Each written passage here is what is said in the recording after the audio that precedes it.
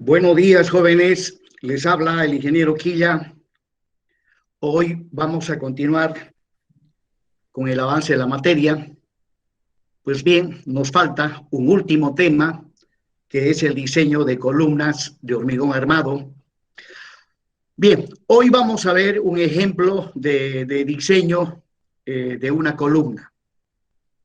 Pero vamos a empezar por lo más sencillo. Lo más sencillo. Y lo más sencillo consiste en diseñar una columna sometida a compresión simple, ¿no? A compresión simple. Y para más sencillez, una columna corta. Pues bien, en el diseño de columnas, de hormigón armado, uno de los aspectos que obligatoriamente tenemos que tomar en cuenta en el diseño es el índice de esbeltez de la columna o simplemente la esbeltez. Las columnas, al estar sometidas principalmente a fuerzas de compresión, son más o menos susceptibles a que se presenten un fenómeno denominado pandeo o fenómeno de inestabilidad elástica de la columna. Cuanto más delgadita la columna, pues la probabilidad de que se presente el pandeo es más grande. Cuanto más maciza la columna, pues menos probabilidades de que se presente el pandeo. Entonces, es importantísimo tomar en cuenta la esbeltez de la columna. Bueno, asumo que ustedes en resistencia de los materiales han visto diseño de columnas, han desarrollado la teoría referente a lo que representa la esbeltez y el pandeo de una columna. Aquí obviamente ya no hacemos un estudio minucioso del fenómeno de pandeo, sino que utilizamos los conceptos directamente aplicados al diseño de columnas. Por otro lado, otro aspecto que hay que tomar en cuenta en el diseño de columnas es el tipo de estructura al cual pertenece la columna.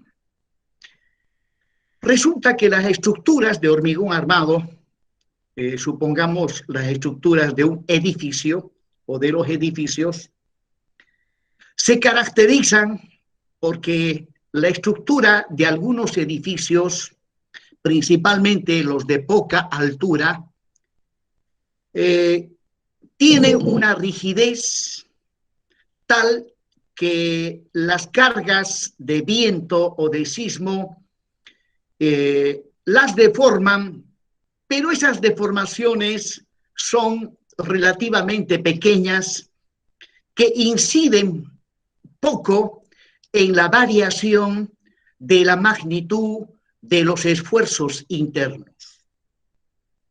En cambio, hay estructuras de edificios, y principalmente en edificios altos, donde la rigidez de la estructura es relativamente baja y por lo tanto, cuando esta estructura está sometido a cargas de viento o sismo, se deforma, debido principalmente al viento, se deforma de manera tal que esas deformaciones inciden de manera significativa en la variación de los esfuerzos internos, produciéndose un incremento de los esfuerzos internos debido a la excesiva deformación de la estructura. Entonces, desde ese punto de vista, a las estructuras que son poco deformables, porque tienen una buena rigidez, se las denomina estructuras intraslacionales. Se las denomina estructuras intraslacionales. También se las denomina estructuras indesplazables. Y aquellas estructuras que tienen poca rigidez, como mencionaba, en edificios altos, y son susceptibles de sufrir grandes deformaciones, principalmente debido al viento, se las denomina estructuras traslacionales o estructuras desplazables. Entonces, desde el punto de vista del análisis o del diseño de columnas, a las estructuras se las tipifica, por un lado, como estructuras intraslacionales y, por otro lado, las estructuras traslacionales, las que suelen sufrir deformaciones laterales que no se pueden despreciar, deformaciones principalmente debido al viento. De ahí que cuando se va a diseñar una columna cualquiera, primeramente debemos averiguar qué tipo de estructura es, ¿no? A qué tipo de estructura pertenece la columna que vamos a diseñar. Es más, para estructuras cuya altura no es ni muy baja ni muy alta, repito, para estructuras de edificios cuya altura no es ni muy baja ni muy alta, se suele dar un caso intermedio, un caso híbrido, donde en ese tipo de estructuras de varios pisos, ¿no? En algunos pisos se observa que la estructura es intraslacional, o sea, sus deformaciones son pequeñas. Y en algunos otros pisos de la misma estructura resulta que se comporta como una estructura traslacional. ¿Ya? Entonces, un resumen de lo que acabo de mencionar. Antes de diseñar una columna, previamente debemos averiguar si la estructura al cual pertenece esa columna es intraslacional o traslacional.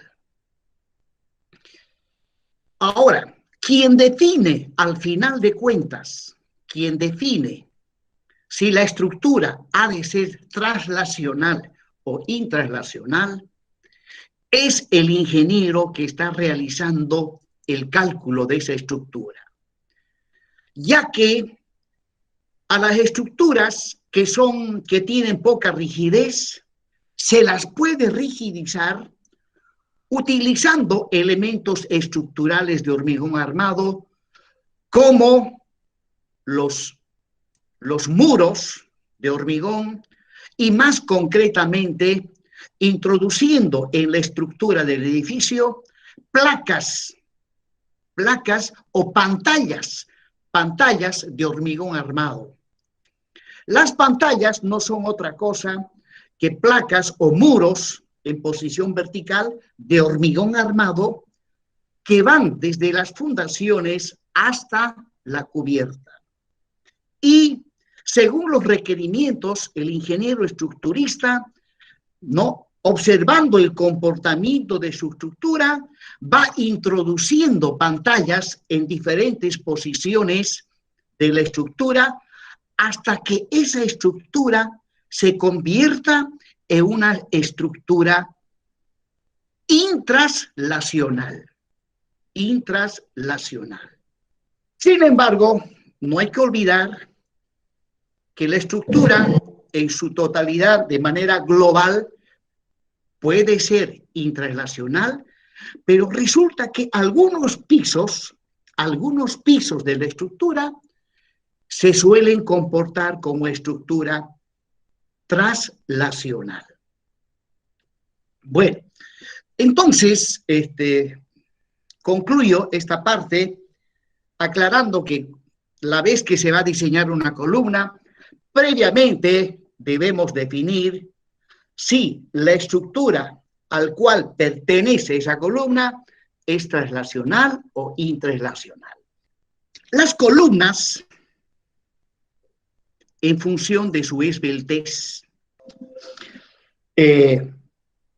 con respecto a la esbeltez de una columna, esta se la calcula, ¿no?, determinando el coeficiente lambda sub m, que significa la esbeltez mecánica. Y la esbeltez mecánica no es otra cosa que el cociente entre la longitud de pandeo de la columna, dividido entre el radio de giro, donde la longitud de pandeo de cualquier columna es simplemente el producto de un coeficiente llamado coeficiente de esbeltez de la columna por la longitud de cálculo de la columna, Las columnas tienen una cierta longitud, ¿no? Suponiendo que aquí hay una columna, aquí hay un entrepiso, más acá otro entrepiso, ¿no? Un entrepiso. Entonces, por un lado, hablando de las longitudes de la columna, ¿no?, del baricentro de un determinado entrepiso al baricentro del otro entrepiso, está la longitud L, que, por ejemplo, el CIPECAT toma en cuenta para el cálculo de la estructura. Sin embargo, para cuando se trata de calcular la esbeltez, en este caso la esbeltez mecánica, lambda sub m, empleamos la longitud denominada longitud de cálculo, L sub u. Y L sub u no es otra cosa que la luz libre, ¿no?, de la columna. O sea, del borde superior del entrepiso inferior al borde inferior del entrepiso superior. A eso le llamamos L sub u, ¿no?, la luz libre, L sub u. Esto según la norma americana ASI. Luego, el coeficiente de esbeltez en el caso de columnas que pertenecen a edificios, ya sea translacionales o intranslacionales, se lo determina de la siguiente manera, ese coeficiente de esbeltez. Para ello, ¿no?, si esta es mi columna, ¿ya?, arriba convergen una serie de vigas y abajo también, ¿ya? Volviendo para atrás, este extremo le voy a llamar el extremo A, abajo estará el extremo B de mi columna. Pues bien, al extremo A le llegan del lado derecho una viga, del lado izquierdo le llega otra viga. Al extremo B, de igual manera, ¿no?, le llegan vigas de ambos lados, y desde luego también al nudo B le llega una columna de abajo, le llega. Y también al extremo A le llega otra columna de arriba. Pues bien, empezamos determinando el grado de flexibilidad del nudo A y el grado de flexibilidad del nudo B. La flexibilidad de estos nudos extremos de la columna dependerá también de la flexibilidad de las vigas y de las columnas que lleguen a este nudo. Cuantos más elementos lleguen a un determinado nudo, ese nudo ha de ser menos flexible, o sea, ha de ser más rígido, ¿no? Y en algunas situaciones conviene rigidizar los nudos lo más que sea posible. Pues bien, ¿no?, si a esto le llamo la viga 1, a este le llamo la viga 2, a este le llamo la columna 1 En realidad la columna 1 es la columna que vamos a analizar y diseñar. Y a esta le llamo la columna 2. Y abajo a esta le voy a llamar la viga 3. A esta le llamo la viga 4. Y finalmente esta sería la columna 3. Pues bien, en función de los elementos estructurales de tipo lineal que convergen hacia un determinado nudo, pues para ese nudo puedo calcular su coeficiente de flexibilidad. Por ejemplo, para calcular el coeficiente de flexibilidad del nudo A, ¿no?, que le voy a llamar phi sub A, este es simplemente igual a la sumatoria de los E es el módulo de elasticidad del material, y el momento de inercia, dividido entre L, la luz del elemento, la sumatoria de los EI sobre L, de las columnas que llegan a ese nudo, dividido la sumatoria de los EI sobre L de las vigas que llegan a ese nudo, ¿no? Entonces, en este caso, por ejemplo, para el nudo A, tendré que hacer lo siguiente. Phi sub A tendrá que ser igual a... Bueno, el módulo de elasticidad lo puedo simplificar acá, porque se supone que todos los elementos que están acá, vigas y columnas, están hechas del mismo material. Entonces, en ese caso, normalmente esto con esto se anula y me queda I sobre L. Entonces, desarrollando estas sumatorias, al nudo A le llegan dos columnas, le llega la columna 1 y la columna 2. Entonces, aquí, desarrollando las sumatorias que están en el numerador, ha de ser igual a I, a el momento de inercia sobre momento de inercia dividido entre L de la columna 1, más, entre paréntesis, el momento de inercia y la luz L de la columna 2. Eso en el numerador, ya que al nudo A le llegan dos columnas y también le llegan dos vigas. Entonces, esta sumatoria será el momento de inercia y la luz dividido entre la luz de la viga 1, más el momento de inercia dividido la luz de la viga 2, No, eso tendré que hacer. Y de manera similar hago para el nudo B. Para el nudo B también debo determinar su correspondiente coeficiente de flexibilidad phi sub B, ¿no? Y la expresión ha de ser algo similar, donde para cada elemento habrá que calcular su momento de inercia. Generalmente en estructuras de hormigón armado, los elementos son de sección rectangular, ¿no? De manera tal que el momento de inercia, si son de sección rectangular las vigas y las columnas, el momento de inercia es la base por la altura al cubo dividido entre 12.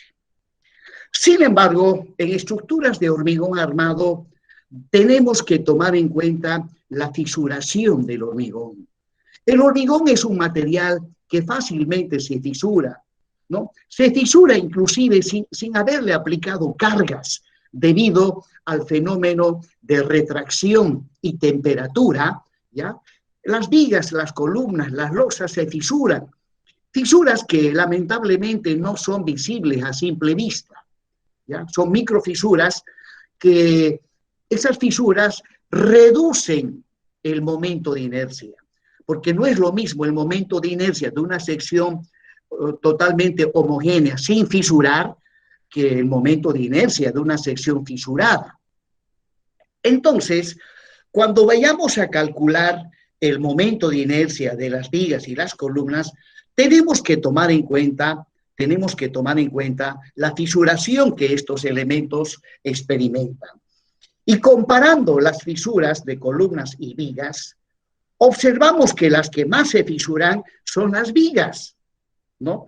Las vigas que trabajan a flexión simple, ¿no? Se fisuran mucho más que las columnas. Como las columnas trabajan preponderantemente a compresión, pues inclusive la compresión trata de anular las fisuras, pero al final de cuentas están fisuradas, vigas y columnas. Por lo tanto, para calcular de manera más exacta el momento de inercia, ¿no? Al valor obtenido mediante la fórmula BH cubo sobre 12, le multiplicamos por un coeficiente para tomar en cuenta la fisuración.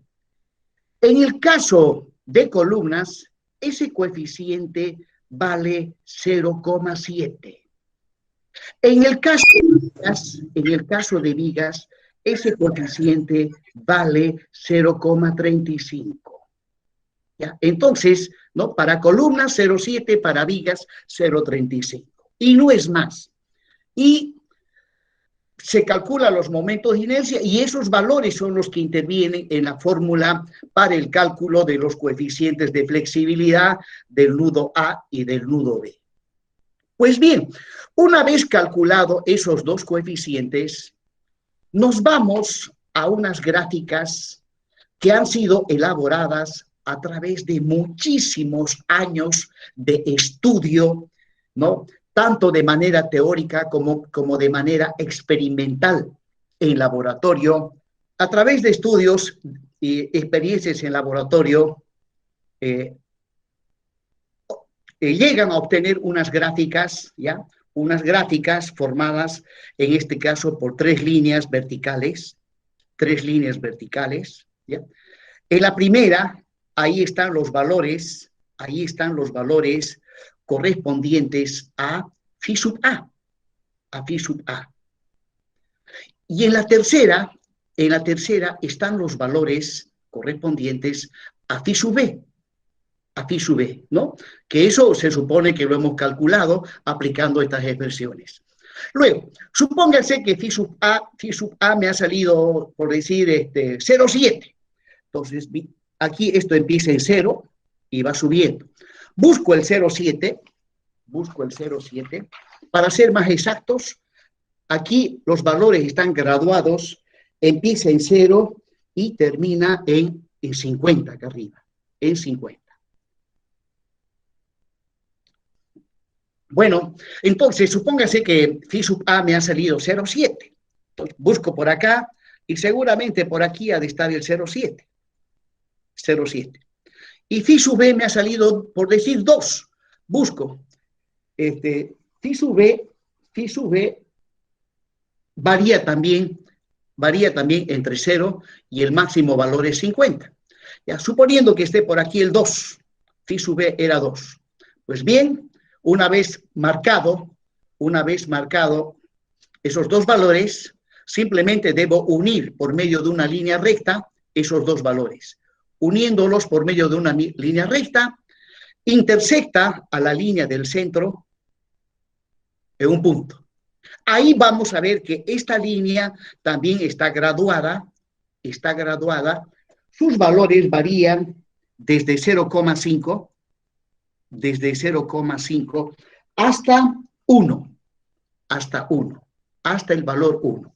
Y resulta que en esta línea del centro están los valores del índice de esbeltez de la columna, el coeficiente K. El coeficiente de esbeltez, aunque algunos libros le llaman el índice de esbeltez, y la norma ASIL, no sé qué le da un nombrecito especial, pero al final de cuentas es lo mismo. Entonces, mediante este gráfico obtenemos el valor del coeficiente K. De aquí sacamos el coeficiente K. Una vez obtenido el coeficiente K, no es más, entonces la longitud de pandeo de la columna es el producto de ese coeficiente multiplicado por L sub U. Ya les expliqué cómo se determina L sub U. No es la distancia entre ejes de entrepisos, sino que es la luz libre. Y si por algún motivo esta columna... Ay, caramba,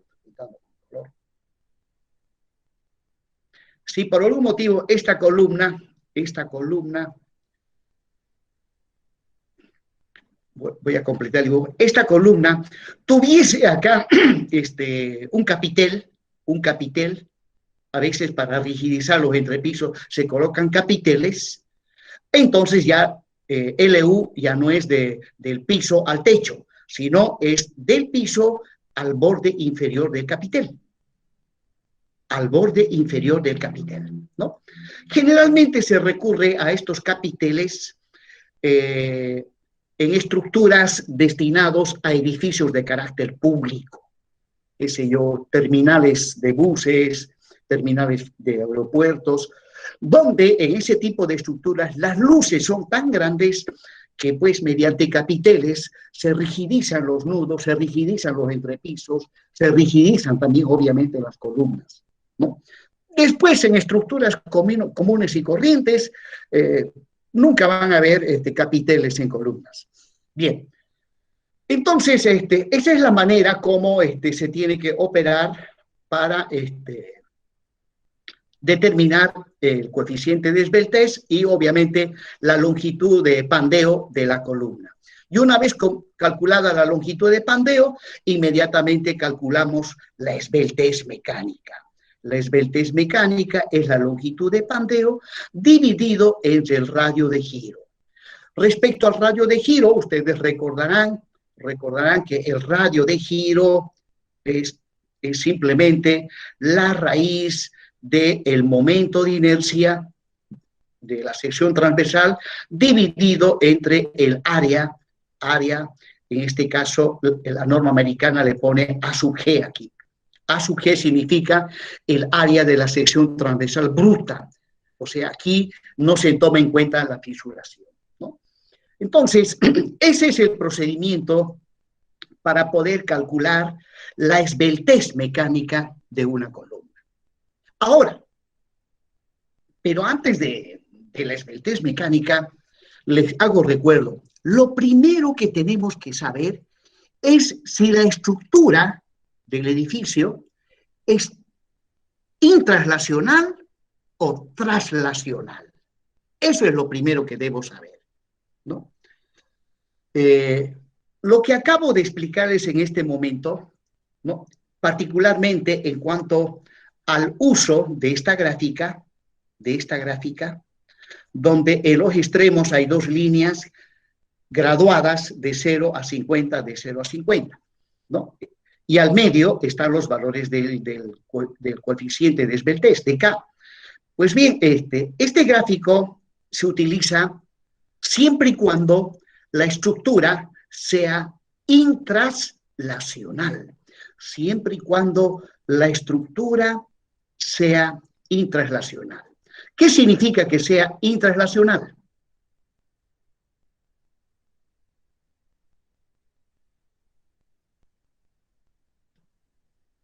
Intranslacional es equivalente a indesplazable, ¿no? O sea, pues hay edificios que tienen una cierta altura, ¿no? Viene el viento, empuja el viento y obviamente la estructura se deforma lateralmente, Algunos se deforman más, otros se deforman menos. Dependiendo del grado de deformabilidad lateral, la estructura puede ser translacional o intranslacional. Y un parámetro de referencia para saber si es translacional o intranslacional, bueno, primeramente calculamos la estructura sin tomar en cuenta la deformación de la estructura, ¿no? Primeramente calculamos la estructura sin tomar en cuenta las deformaciones que sufre la estructura. Y ahí vamos a obtener los valores de los esfuerzos internos, los normales, los constantes, torsores. Ya. En el caso de columnas, vamos a obtener los momentos que hay en los extremos y los esfuerzos normales en los extremos. Bien, luego inmediatamente volvemos a analizar la estructura tomando en cuenta la deformación de la estructura. Volvemos a analizar tomando en cuenta la deformación de la estructura, ¿ya? Al primero, cuando se analiza sin tomar en cuenta la estructura, se dice que se ha hecho un análisis de primer orden. Y al segundo, cuando se vuelve a analizar la estructura, tomando en cuenta las deformaciones de la estructura, entonces se dice que ese es un análisis de segundo orden. Por lo tanto, para saber si una columna es translacional o intranslacional, tengo que hacer los dos análisis, ¿no? Sin las deformaciones y con las deformaciones. O sea, tengo que hacer un análisis de primer orden y luego un análisis de segundo orden. Bueno, si comparamos luego los resultados de las magnitudes de los esfuerzos internos, ¿no? Otra vez voy a aislar una columna, voy a ver los momentos, los normales, ¿no? Ahora, si observamos que los momentos, una vez hecho el análisis de segundo orden,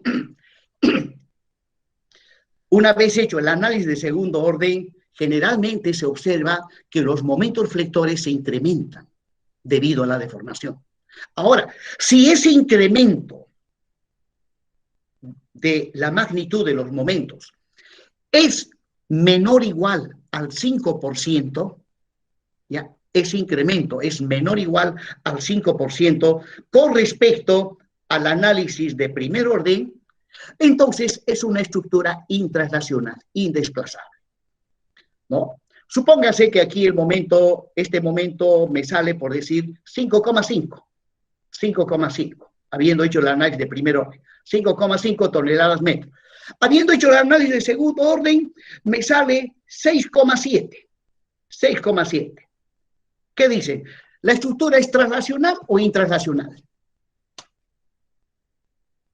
Pues bien, veamos en cuánto se ha incrementado. 6,7 dividido 5,5, lo multiplico. ¡Uy! Miren, se incrementó en un 21%. Se ha incrementado en un 21%, por lo tanto, esa estructura es translacional, es desplazable, ¿no? Para que sea intranslacional, el incremento no tiene que ser mayor o igual al 5%. Bueno, supóngase que estoy analizando una estructura y me sale esto. Uy, mi estructura es translacional. Es más, la norma americana establece que la variación de las magnitudes de los momentos flectores, ¿ya? La norma americana dice que no tiene que ser más del 20%. No puede ser más del 20%. Y en este caso prácticamente me ha salido 22%. Entonces, obviamente, el modelado de la estructura no es el adecuado. Tengo que modificar mi estructura, ¿no? Por lo menos para cumplir con la norma, para que la variación no sea mayor al 20%. Y mejor todavía si no es mayor al 5%. ¿Y cómo se consigue? Rigidizando más la estructura. ¿Cómo se rigidiza? Introduciendo más pantallas de hormigón armado. Cuando digo pantallas me estoy refiriendo a muros enteros que son de hormigón armado que van desde las fundaciones hasta la cubierta. Y generalmente no son muros aislados, ¿no? Son muros en L, en U o sección, de manera tal que forman una especie de secciones cajones que van desde las fundaciones hasta la cubierta. El gráfico anterior que les mostré, donde en los extremos los valores van de 0 a 50, de 0 a 50, son para estructuras intranslacionales. Ahora, ¿qué pasa si mi estructura es una estructura translacional? O sea, desplazable. Si es translacional, o sea, desplazable, pues bien, hay otro gráfico similar. ¿Ya? En la primera están los valores de phi sub A. En la tercera, que también está graduada, están los valores de phi sub B. Y en la línea del centro están los valores de K. Están los valores de K. Donde, para ello, para utilizar estas gráficas, debo calcular previamente phi sub A, como lo vimos allá, más atrás. Y aquí, en este caso, estas tres líneas, y principalmente las de los extremos, varían entre 0 y 0 e infinito. Lo mismo esta otra, los valores que están graduados acá varían entre 0 e infinito. Y los valores de K varían, desde 1 hasta 20. Desde 1 hasta 20. Desde 1 hasta 20.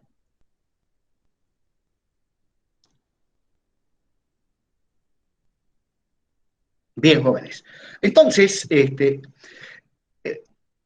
antes de diseñar una columna, debo hacer todo este trabajo para ver si la estructura es translacional o intranslacional.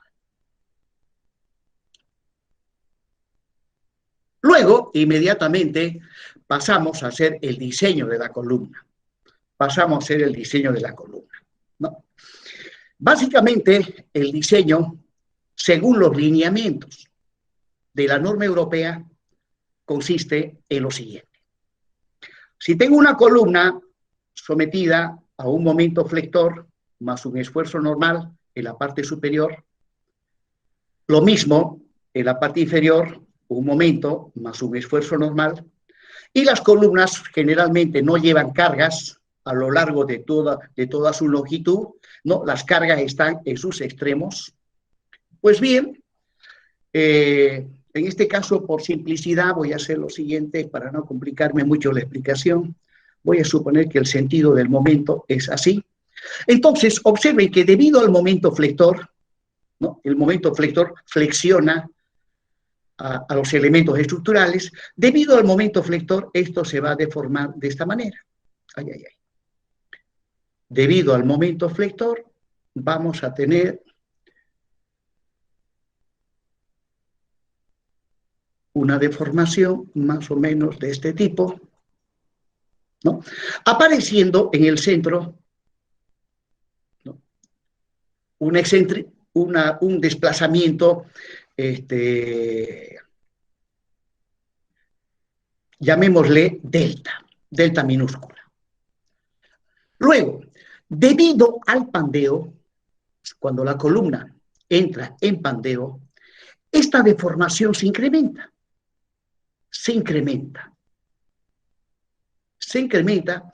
en una magnitud que de manera genérica se lo representa por medio de la letra delta mayúscula. ¿No? Delta mayúscula.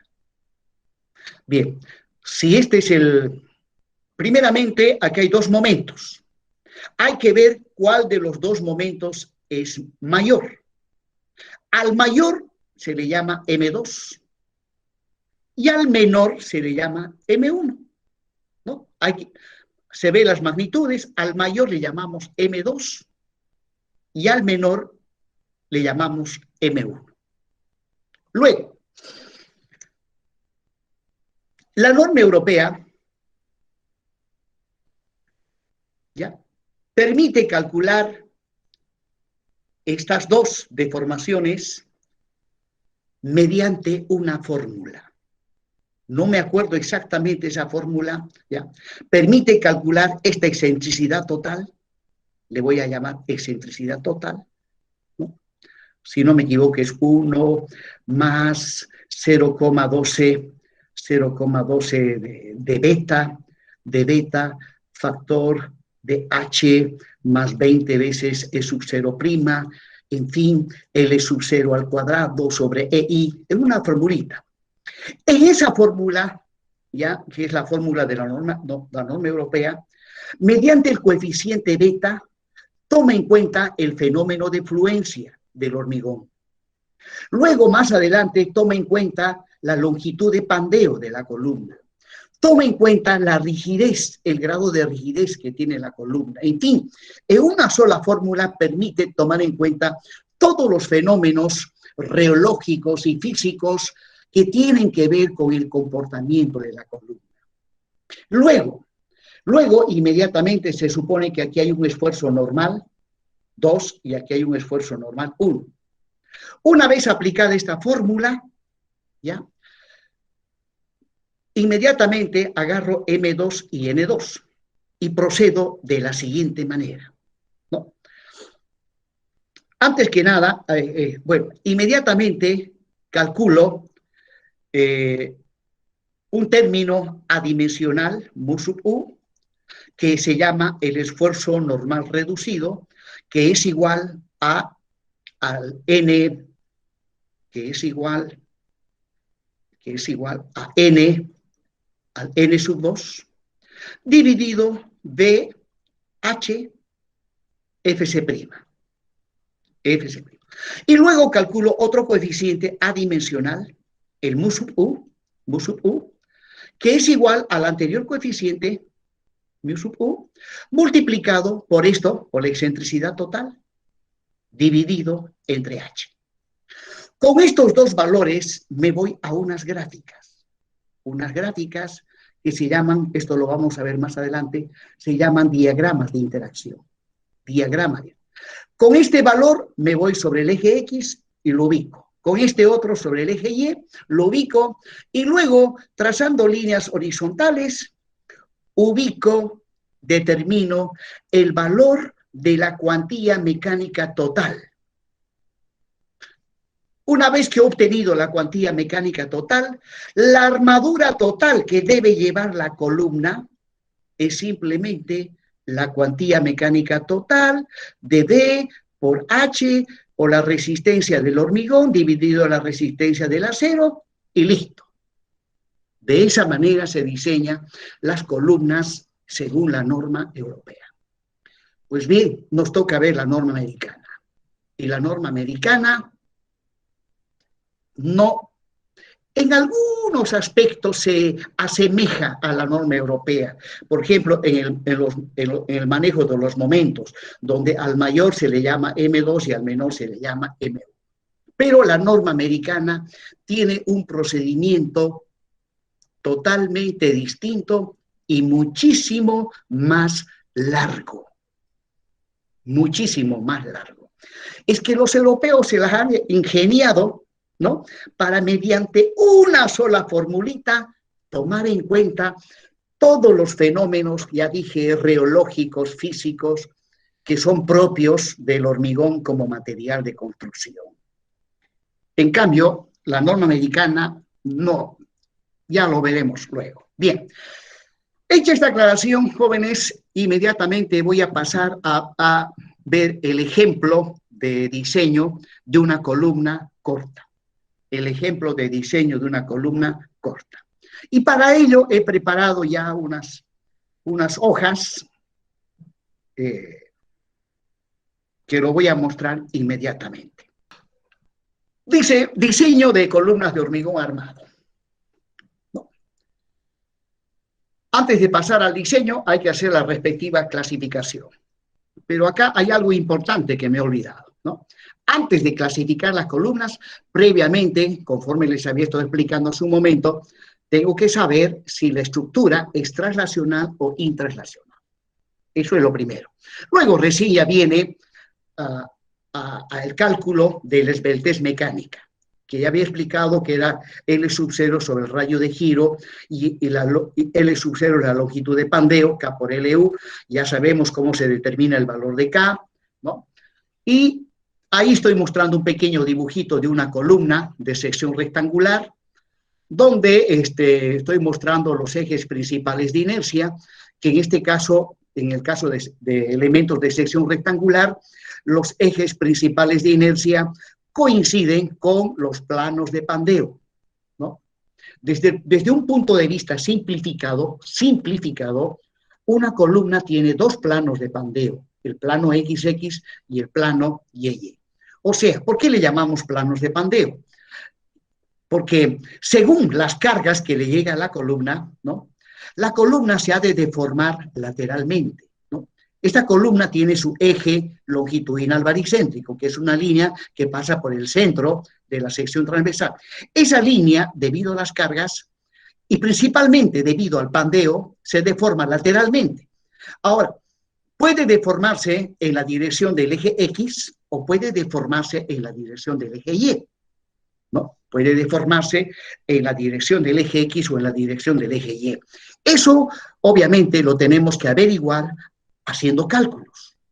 Pero cuando se tiene cierta experiencia, de un simple vistazo, viendo las dimensiones de la columna y viendo las cargas que le llega a la columna, cuando se tiene experiencia ya automáticamente se sabe hacia qué lado está la situación crítica, o sea, hacia qué lado se ha de deformar lateralmente la columna debido al pandeo. Y cuando no hay mucha experiencia, estamos obligados a analizar y diseñar la columna primeramente para el plano XX y luego para el plano YY. Al final hay que hacer dos diseños y de los dos diseños nos quedamos con aquel que dé mayor armadura, mayor cantidad de acero. Bien, continuemos ahora. Una vez que he calculado la esbeltez mecánica, según la norma americana, ¿no?, mi columna puede ser una columna corta o puede ser una columna esbelta, ¿no? Columnas cortas son aquellas que no es necesario tomar en cuenta la deformación lateral que va a sufrir la columna. Las columnas cortas, es cierto que también se deforman lateralmente, pero esa deformación es tan pequeña que se puede despreciar. Se puede despreciar. Bueno, y según la norma americana, ¿cuándo una columna es corta? Bueno, dice una columna es corta cuando la esbeltez mecánica es menor o igual a 34 menos 12 veces M1 sobre M2. Ya les expliqué hace un momento que es M1 y M2, ¿no? En los extremos de la columna hay momentos. Al mayor se le llama M2 y el otro es M1. Y eso tiene que ser menor o 40. Si se cumple esto, es columna corta. Pero siempre y cuando mi estructura sea intraslacional. Por eso dije aquí, me olvidé al principio, debería haber empezado indicando que lo primero que hay que averiguar cuando se va a diseñar columnas de un edificio, lo primero que hay que averiguar si ese edificio es traslacional o intraslacional, ¿no? Entonces, ahora, ¿qué pasa si mi estructura es traslacional? Si es así, para que la columna sea corta, la esbeltez mecánica tiene que ser menor o igual a 22, ¿no? Entonces, previamente tendré que averiguar si el edificio es traslacional o intraslacional para así saber cuál de estas dos expresiones es la que corresponde utilizar, ¿no? Bueno, si no se cumplen estas dos, entonces automáticamente la columna es esbelta. Y si es esbelta, hay que tomar en cuenta el pandeo. Hay que tomar en cuenta el pandeo, ¿no? Y eso lo vamos a ver más adelante. Ahora, la norma americana no dice cuán esbelta es la columna, ¿no? Una columna cuanto más delgadita, cuanto menor las dimensiones de la sección transversal, se hace más esbelta, ¿no? Imagínense una columna cuya luz de piso a piso, supónganse, es 6 metros. Hay en algunos edificios públicos, ¿no? Se suele, bueno, en Bolivia no he visto, pero por televisión se ven unos ambientes de carácter público en supermercados, en los bancos, en países europeos, una belleza, unas columnas altísimas, ¿no? Y supóngase que tengo una columna de 6 metros de altura y su sección transversal es de 15 por 15 centímetros. Una columna de esas características es muy sensible al pandeo.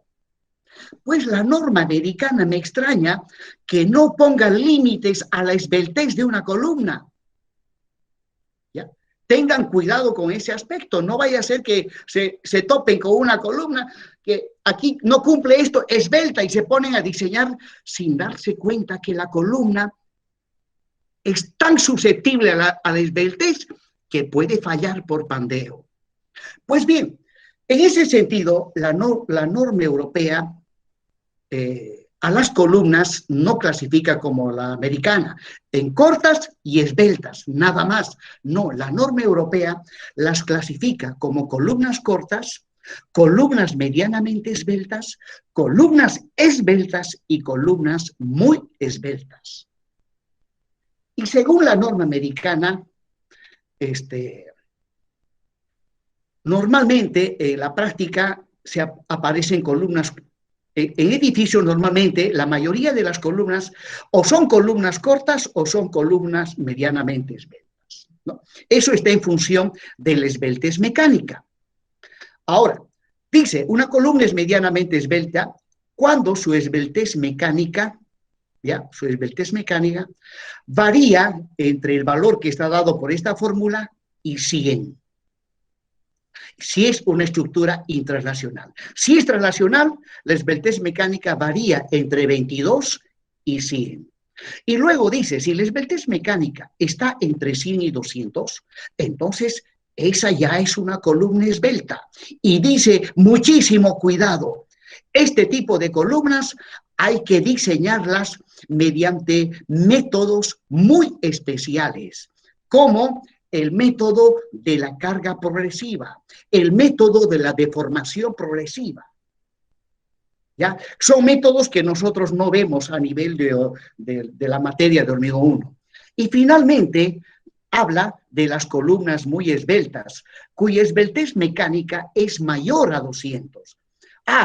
En este caso la norma europea recomienda no construir este tipo de columnas, a no ser que el ingeniero calculista sea un ingeniero que, bueno, buenísimo, ¿no? Que garantice que esta columna no ha de tener problemas, porque las columnas muy esbeltas son muy susceptibles al pandeo.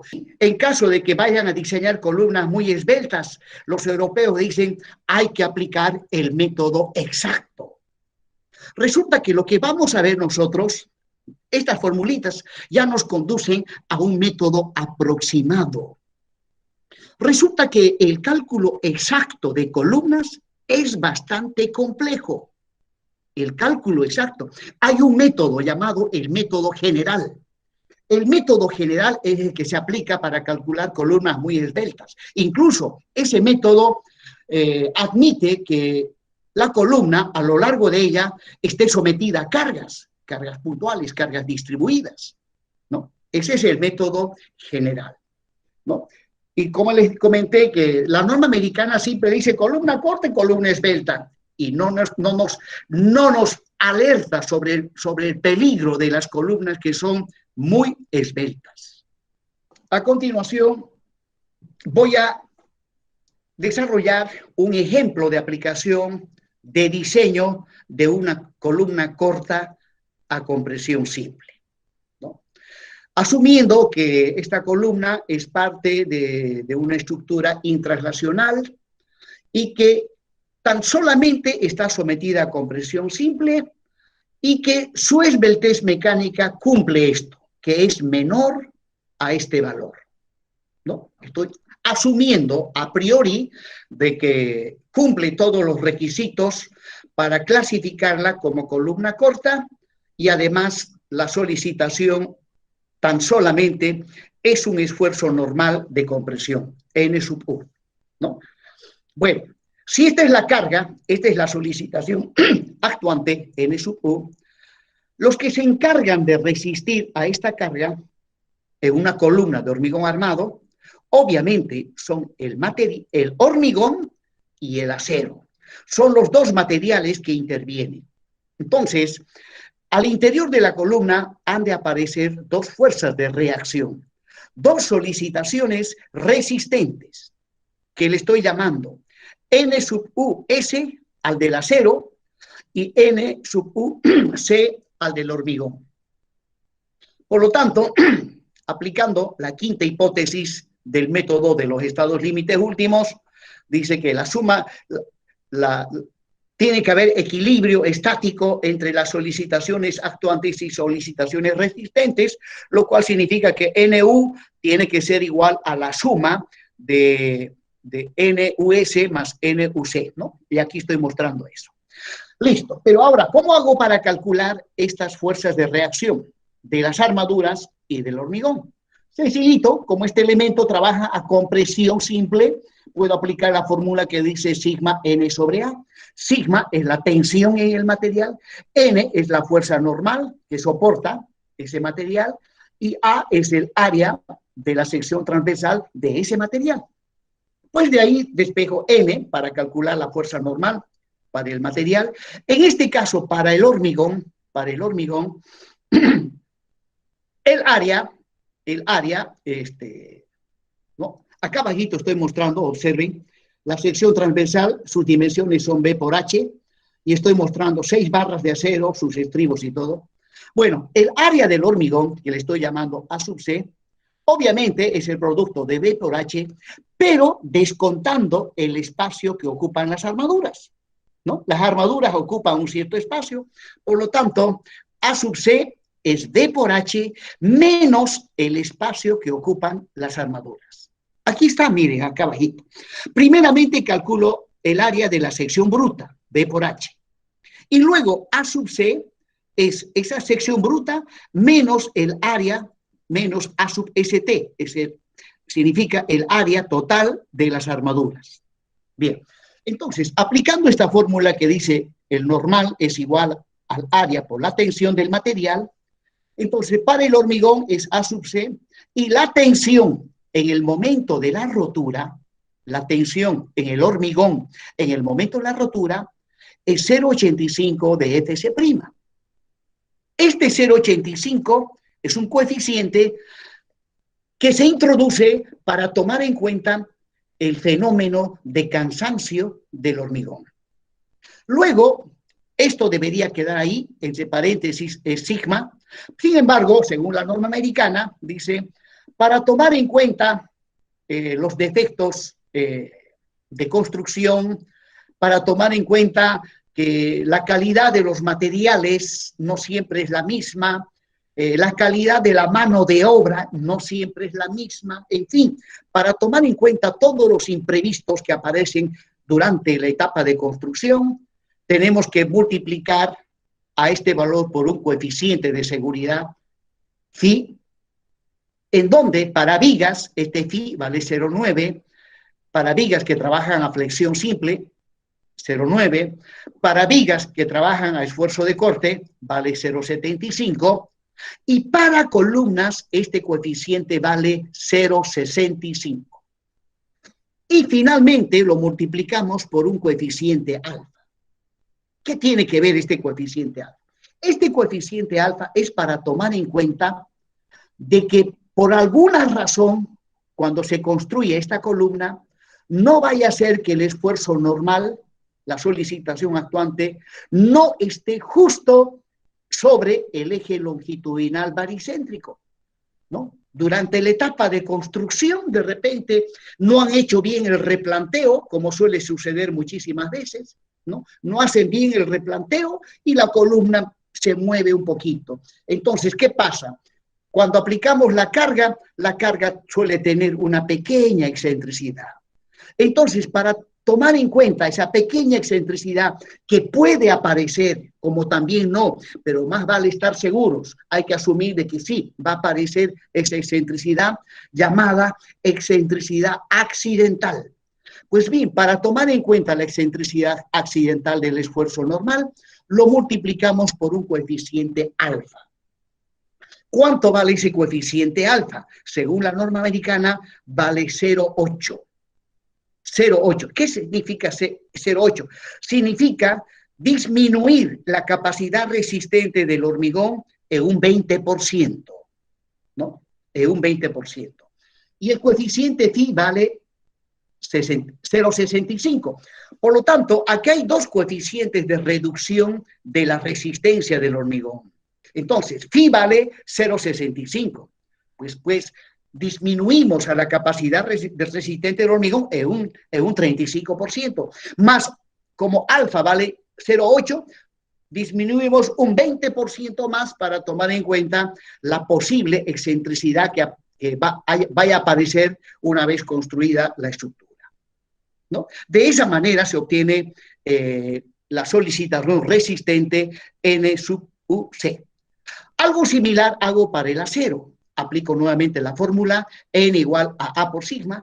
A es el área de las barras de acero, aquí tengo 6 barras, multiplicado por sigma. En el momento de la rotura, sigma es igual a la tensión de fluencia del acero, y nuevamente también a la capacidad resistente del acero le aplico estos dos coeficientes, que al final de cuentas los dos llegan a ser coeficientes de seguridad que nos protegen de todas las fallas, imprevistos y errores que se cometen durante la construcción de la obra, ¿no? Bueno, luego, la sumatoria de las solicitaciones actuantes y resistentes tiene que ser igual a 0. En este caso, aplicando eso, N sub U tiene que ser igual a N sub UC más N sub US, reemplazando y factorizando los datos conocidos. De estos dos términos puedo factorizar phi por lambda. Ahí está, eso hecho. Lo factorizo y entre paréntesis me queda 0,85 de Fc' por A sub C más A sub ST por Fi. Y luego, finalmente, como A sub C es el área del hormigón, restando el área que ocupan las armaduras, A sub C ahí lo estoy reemplazando por A sub G menos A sub CT. Ahí está la formulita para diseñar columnas cortas a compresión simple. Bien, vamos inmediatamente a la siguiente hoja. Nuevamente he vuelto a escribir la fórmula, los valores de los coeficientes de seguridad, y para la aplicación práctica de esta columna simplemente hay que despejar lo que generalmente cuando se diseña columnas se conoce las dimensiones de la columna, el ancho, B, H, ¿no? Y la resistencia del hormigón, la resistencia del acero, son datos conocidos. La incógnita es la armadura, A sub ST. Entonces, lo que he hecho es, en una hojita aparte, he hecho algunos calculitos algebraicos y de aquí he despejado A sub ST. Despejando, llego a esta expresión. Lo que hay que hacer es simplemente reemplazar, ¿no? Aquí, para el diseño, he asumido que a la columna le llega una carga última de 200 toneladas. Esto lo he asumido, que mi columna, disculpen, el hormigón tiene una resistencia de 250. El lado más corto de la columna es 30 centímetros, el lado más largo de la columna, estoy hablando de la sección transversal, 40 centímetros. Por lo tanto, el área bruta, 30 por 40, 1200 centímetros cuadrados. La tensión de fluencia del acero es 5000 en nuestro medio. Todos los aceros, vayan donde vayan, son de procedencia generalmente brasilera, hay argentinos, también peruanos, y chilenos también ha llegado. Ya, todos ellos tienen una tensión de fluencia de 5000, pero en el caso de columnas se asume 4200, ya que recordarán ustedes que las columnas, en cuanto a su deformación última, generalmente la deformación última en columnas es 2 por 1000, y para una deformación de 2 por 1000, ¿no?, la tensión es 4200. Pues reemplazando, ahí está, la carga, 200 toneladas, en kilogramos, 200.000. Los coeficientes alfa y phi, 0,8, 0,65, menos 0,85, el hormigón 250, el área bruta 1200, y en el denominador la tensión de fluencia 4200, menos 0,85 por 250. Haciendo cálculos aritméticos, el área es 32,51 centímetros cuadrados. ¿Listo? Ahora, bueno, hay que ver si esta armadura cumple las especificaciones de la norma americana.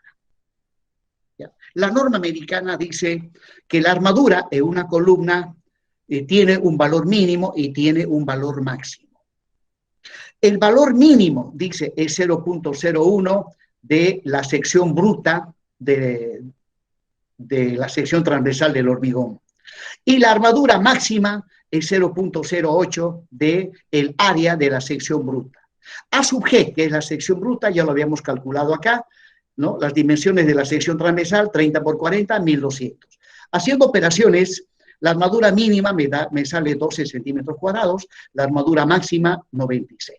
Como puedo ver, la armadura de la columna que estoy diseñando es 32,5, cumple lo que dice la norma. Mi armadura está entre el mínimo y el máximo, ¿ya? La armadura calculada sí o sí tiene que estar entre el mínimo y el máximo. No puede ser menor al mínimo. Si es que me sale menor al mínimo, entonces tengo la opción de modificar, de reducir las dimensiones de la sección transversal, y si no quiero reducir, pues entonces lo que hago es adoptar directamente la armadura mínima.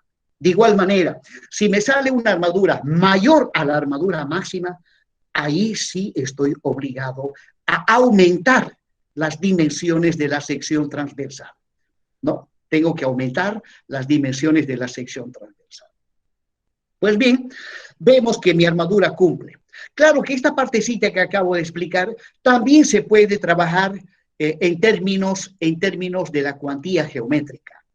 La cuantía geométrica es el cociente entre el área de la armadura y el área de la sección bruta multiplicado por 100, ¿no? Esa es la cuantía geométrica. Para la columna que acabo de diseñar, reemplazando valores, observo que la cuantía geométrica es 2,71%.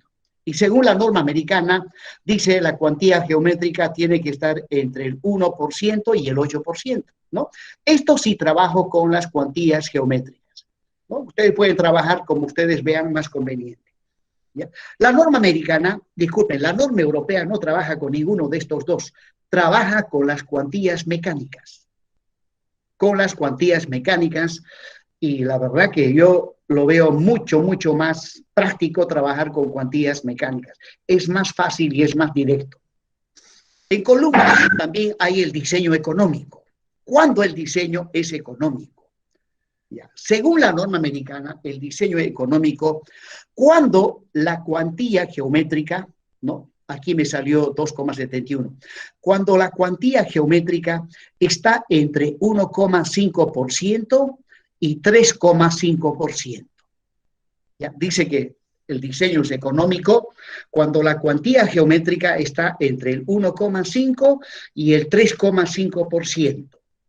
Bueno, acá la verdad yo no buscaba obtener un diseño económico, pero sin querer queriendo, observo que sí estoy dentro de lo que dice la norma americana para diseño económico.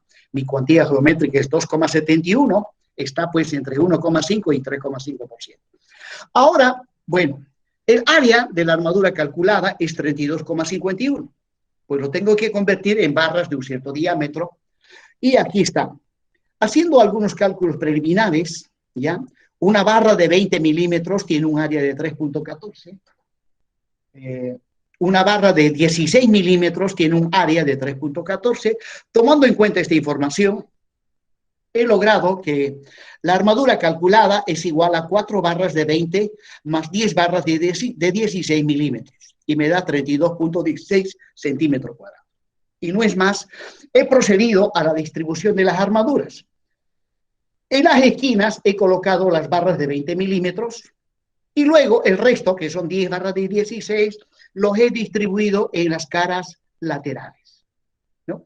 Como la columna trabaja a compresión simple, las armaduras se deben distribuir por igual en las 4 caras laterales. Sin embargo, observarán que no está tan igual, ¿no? De las 10 barras de 16, observen, ¿no? En las caras laterales he colocado 3 y en la superior e inferior 2.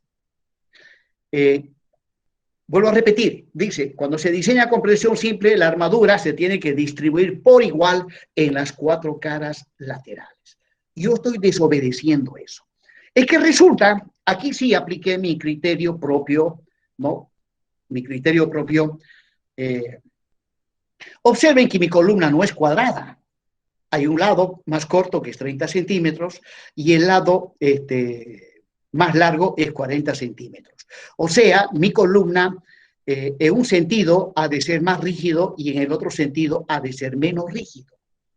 Por lo tanto, con la finalidad de darle un poquito más de refuerzo a la parte que es menos rígida, es que ahí he colocado en ambas caras laterales de a 3 barras de 16. Y en la dirección en que considero que la columna es más rígida, ya estoy colocando de a 2 barras. Ese es el criterio que yo he aplicado. Ahora, tenemos que calcular los estribos. Pero, no, disculpen. Ahora tengo que ver qué distancia hay entre los centros de armadura. Habiendo hecho cálculos, veo que entre los centros de las armaduras hay una distancia de 6,25 centímetros.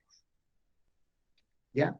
Dice la norma americana cuando en vez de 6,25, ¿no?, tuviese 15 centímetros, entonces estoy obligado a colocar un estribo interno. Un estribo interno. Si es que midiendo desde la esquina, la que está con color negrito, a la primera barra, hay una distancia mayor o igual a 15 centímetros, entonces debo colocar un estribo interno. En este caso no sucede eso, ¿no? Y por lo tanto eso queda tal como está ahí. Luego, vamos a los estribos. Toda columna debe llevar estribos. Los estribos van separados por una distancia S, y la norma americana aquí establece la separación de los estribos. Dice que la separación tiene que ser el menor de los siguientes valores. 16 veces el diámetro de la armadura longitudinal mínima, la más delgada. Bueno, tengo barras de 20, tengo barras de 16, la más delgada es de 16. Entonces multiplico 16 por 1,6, esto es el diámetro de la barra, pero en centímetros me sale 25. Luego, 48 veces el diámetro del estribo. Épale, no había definido el diámetro del estribo. Aquí está. Fíjese usted, según la norma americana, y esto también se cumple en la norma europea, el diámetro del estribo, dice, tiene que ser el mayor de los siguientes valores. 6 milímetros o el diámetro de la armadura longitudinal más gruesa dividido entre 4. Yo tengo dos diámetros, el de 20 y el de 10. Disculpe, el de 16. El de 20 es el más grueso. 20 dividido entre 4 me da 5 milímetros. De los dos, elijo el mayor. Por lo tanto, estos estribos van a tener un diámetro de 6 milímetros. Ahora sí, continúo abajo. 48 por el diámetro del estribo, que en centímetros es 0,6, me sale 28,8. Y finalmente, el otro valor que debo tomar en cuenta para la separación de los estribos es la menor dimensión de la sección transversal de la columna. La menor dimensión es 30 centímetros, de 30 centímetros. Pues bien, de estos tres valores, selecciono el menor. El menor es 25. 25. Bueno, aquí también yo he aplicado mi criterio propio. Aunque la norma me dice que el valor más pequeño es 25, yo estoy adoptando 20. Por algo dice, pues aquí menor, ¿no? Entonces tomo 20. Por lo tanto, en cuanto a mi estribo, ha de ser un estribo de 6 milímetros cada 20 centímetros. Cada 20 centímetros. Bien, para hacer el cálculo de estas separacioncitas acá, he asumido que el recubrimiento geométrico de las armaduras es 2,5, ¿no? En este caso, el recubrimiento geométrico es la distancia del borde externo de la columna a el estribo, al estribo. Ese es el recubrimiento geométrico. Bien, jóvenes, con esto he concluido la exposición de este ejemplo de diseño de una columna corta sometida a compresión simple.